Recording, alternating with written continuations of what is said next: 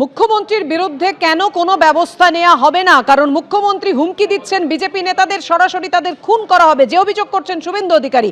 মুখ্যমন্ত্রী মমতা বন্দ্যোপাধ্যায়ের কোন মন্তব্যের পরিপ্রেক্ষিতে রাখবো আপনাদের সামনে। এসব করতে যেও না, নির্বাচনের পরে পোস্টার লাগিয়ে বলতে হবে আমি বিজেপি করি না, আমি বিজেপি করি না, আমি বিজেপি করি না। সেন্ট্রাল ফোর্স বিজেপি পার্টির ফ্ল্যাগ নিয়ে যাচ্ছে, লজ্জা করে না?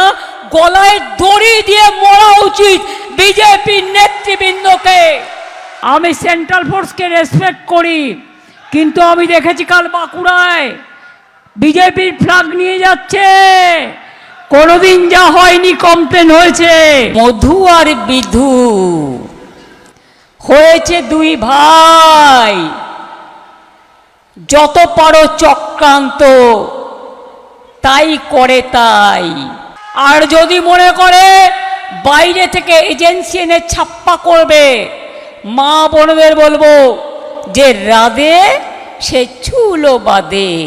ছেলেদের পেছনে রাখবেন, আপনারা সামনে থাকবেন, আর কি কি দিয়ে কি করতে হয় আপনারা সব জানেন।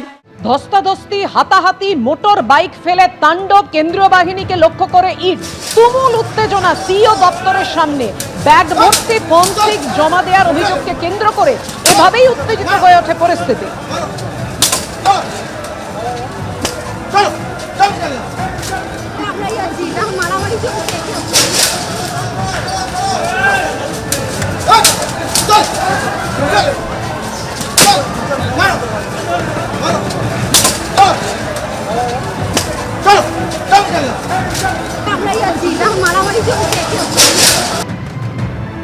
তৃণমূলের গুন্ডারা আমি এখানে এসছি, আমাকে অসভ্য জানোয়ার গুলোকে দেখতে পাচ্ছেন না? কি হয়েছিল? আমি এখানে আসার সঙ্গে সঙ্গে আমাকে ঘিরলো। আমাদের ছেলেরা প্রতিবাদ করতেছে, আমাকে মারতে গেছে এখানে আমাদের ছেলেরা। তারপরে তাদের ওপর আমাকে মারতে গেছে, স্বাভাবিক তার রিয়াকশন তো হবে। ছেড়ে দেবে নাকি লোকেদের? কে কে কার গুন্ডামিতে ভয় পায়? আমরা কাউকে ভয় পাই না। কেউ ওদের ছেড়ে দেওয়া হবে নাকি? গতকাল তৃণমূলের সর্বভারতীয় সাধারণ সম্পাদক অভিষেক বন্দ্যোপাধ্যায় সিইও দপ্তরে গিয়ে যে অভিযোগ করেছিলেন যে 6-7 ঘন্টায় অবৈধভাবে একেবারে 30,000 ফর্ম 6 জমা পড়ছে, সেই অভিযোগ করলেন আজকে মমতা বন্দ্যোপাধ্যায়। এবং এই অভিযোগ করে শটান চিঠি দিলেন, একদম চিঠি পাঠালেন গণেশ কুমারকে। মানুষের গণতান্ত্রিক ও মৌলিক অধিকার খর্ব করছে কমিশন। বিভিন্ন জেলা থেকে প্রচুর পরিমাণে ফর্ম 6 জমা দিয়েছে বিজেপি। বাইরের লোকেদের ভোটার তালিকায় ঢোকানোর চেষ্টা করছে। বিহার, মহারাষ্ট্র, হরিয়ানা, দিল্লির ভোটেও একই প্রবণতা ধরা পড়েছিল। এটা হয়ে থাকলে বেআইনি, অসাংবিধানিক ও অগণতান্ত্রিক পদক্ষেপ।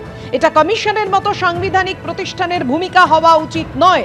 ফের গণেশ কুমারকে কড়া চিঠি দিলেন মমতা বন্দ্যোপাধ্যায়। যদি দিতে আসে ছাপ্পা, মনে রাখবেন ওটা ওদের ধাপ্পা। যদি দিতে আসে নোট, দেবেন না ভোট। সবাই মিলে বাঁধুন জোট। এরপরে করবে এনআরসি। এখনো বাদ দিচ্ছে নাম।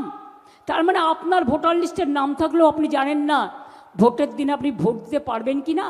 এখনো চক্রান্ত চলছে। আজকে আমি বেরোবার আগে স্ট্রং লেটার লিখে এসছি। বিচারের জন্য কোথায় যায়নি।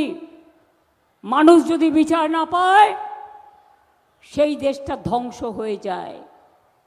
দানবের সাথে, ওই বিজেপি দানবের সাথে স্বৈরাচারী দানব, দাঙ্গাকারী দানবের সাথে যারা সংগ্রামের তরে প্রস্তুত হতেছে ঘরে ঘরে। যতই করো কুৎসা, যতই করো চক্রান্ত, দিল্লির জমিদাররা হবে তোমরা ব্যর্থ। আর যতই করো হামলা, আবার জিতবে বাংলা। যতই করো হামলা, তৃণমূল জিতবে বাংলা। যতই করো হামলা, মা বোনেরা জিতবে বাংলা। ইলেকশন কমিশনের বিষয়, ইলেকশন কমিশনই এর জবাব দেবে। তবে আমার জানা নেই বিজেপি এরকম কোনো ফর্ম 6 জমা দিয়েছে কিনা। অ্যাডজুডিকেশনে যারা আছে তাদের তরফ থেকে ফর্ম যে কেউ জমা দিতে পারে, নির্দিষ্ট জায়গায় জমা দিতে পারে। যদি ওনাদের কাছে নির্দিষ্ট কোনো তথ্য প্রমাণ থাকে তাহলে নাম নিয়ে কোর্টের কাছে যায়। আর নির্বাচন কমিশন সব বিষয়ে স্পষ্ট জবাব দিয়েছেন এতদিন পর্যন্ত, প্রয়োজনে এরও জবাব দেবেন। রোহিঙ্গা কোথায় গেল তাও জানি না, ঘুষপেটিয়া কোথায় গেল তাও জানি না, আবার বাইরের রাজ্য থেকে কে ঢুকছে তাও জানি না। দুটো পার্টি জানে, একটা বিজেপি জানে আর টিএমসি জানে। বাকি আমরা কিছু জানি না। পশ্চিমবঙ্গের পুলিশ তারা বলুক কোথাকার লোক কোথায় ঢুকলো, গ্রেপ্তার করা হচ্ছে না তাদের। বলছেন যে উত্তরপ্রদেশের লোক ঢুকে গেছে, বিহারের লোক ঢুকে যাচ্ছে, তা তারা কোথায় ঢুকে যাচ্ছে, কোথায় আছে দেখার দায়িত্ব পুলিশ দপ্তরে, তার মাথায় মমতা ব্যানার্জি। আবার উল্টো দিকে রোহিঙ্গা ঢুকে যাচ্ছে, ঘুষপেটিয়া ঢুকে যাচ্ছে, তার দেখার দায়িত্ব কেন্দ্রের এবং রাজ্যের মিলিতভাবে। আমরা তো সব কনফিউশনে পড়ে যাচ্ছি।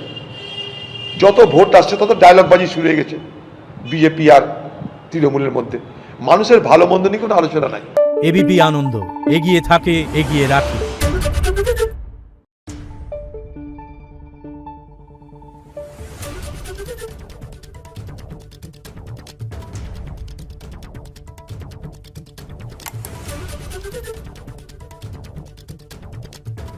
Thank you.